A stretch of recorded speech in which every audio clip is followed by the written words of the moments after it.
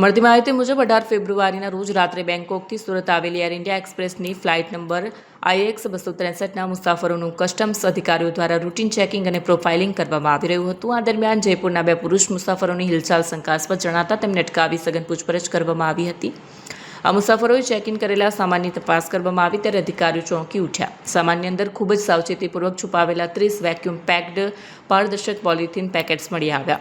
આ પેકેટ્સમાં લીલા પાંદડા જેવો પદાર્થ ભરેલો હતો. કુલ જથ્થો આશરે 6.4 કિલો અને વેક્યુમ સીલ્ડ, જેથી ગંધ બહાર ન આવે.